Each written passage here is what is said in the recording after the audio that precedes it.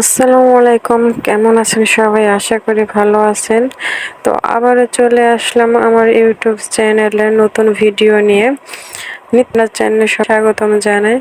তো দেখেন, আমি কিছু চাপলা মাছ কেটে ধুয়ে আর হলো আলু এবং আলু আর বেগুন দিয়ে মাছটা চচ্চড়ি করব। কিভাবে আমি মাছ চচ্চড়ি করি সেটাই আজকে আপনাদের মাঝে তুলে ধরবো। তো ভিডিওটা না টেনে পুরো ভিডিওটা দেখার অনুরোধ রইল সবাইকে। প্রথমে কড়াইতে তেল দিয়ে সরিষার তেল দিয়ে আর কেটে রাখা পেঁয়াজ মরিচগুলো দিয়ে দিলাম। এখন আমি পেঁয়াজ মরিচগুলো একটু লবণ দিয়ে নাড়াচাড়া দিয়ে নেব। পছন্দ মতো লবণ দিয়ে দিলাম। এখন আমি পেঁয়াজটা একটু তেলে ভাজা ভাজা করে নেব। দিয়ে দিলাম হলুদের গুঁড়ো, মরিচের গুঁড়ো। এরপর নাড়াচাড়া দিয়ে একটু ভাজা ভাজা করে নিলাম।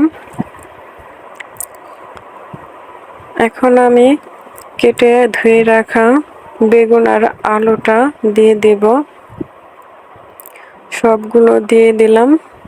আমি ধুয়ে একটা ঝাঁপিতে ঝর্ণা দিয়ে রাখছিলাম যাতে পানিটা ঝরে যায়, কারণ কষিয়ে নিলে এভাবে পানি ওঠে না, খুব সুন্দর মতো কষানো হয় তরকারিটা, যার কারণে কাঁচা কাঁচা গন্ধটা থাকে না। তো আমি সবগুলো কেটে রাখা আলু এবং বেগুন দিয়ে নাড়াচাড়া দিয়ে ঢেকে দেব।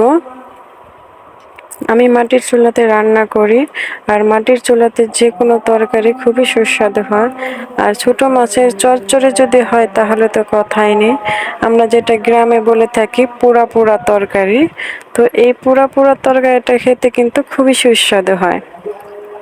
তো বন্ধুরা, আমার ভিডিওগুলো যদি তোমাদের ভালো লেগে থাকে অবশ্যই আমার ভিডিওতে একটা লাইক এবং কমেন্ট করে যাবা এবং চ্যানেলটা সাবস্ক্রাইব করে দিয়ে পাশে থাকবা, পরবর্তীতে যাতে আরো নতুন নতুন ভিডিও নিয়ে আসতে পারি তোমাদের মাঝে।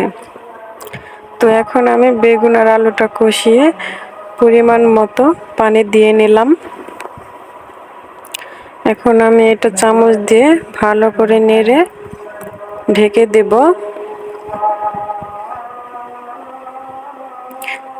ঢেকে দেবার আগে আমি মাছগুলো উপরে সুন্দর করে বিছিয়ে দেব। মাছগুলো উপরেই থাকবে, আমি তরকারিটার সাথে পুরোটা মিক্স করব না। এটা একটা ঘ্রাণ জাতীয় মাছ। এই মাছটা এভাবে চচ্চড়ি করলে খেতে খুবই ভালো লাগে, পুরো তরকারিটাই অন্যরকম স্বাদ হয়ে যায়। তো দেখেন, আমি সবগুলো মাছ দিয়ে নিছি।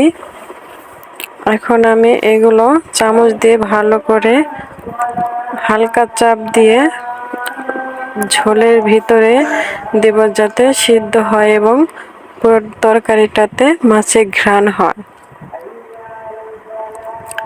তো এভাবে আমি ছোট মাছের চচ্চড়িটা করে থাকি।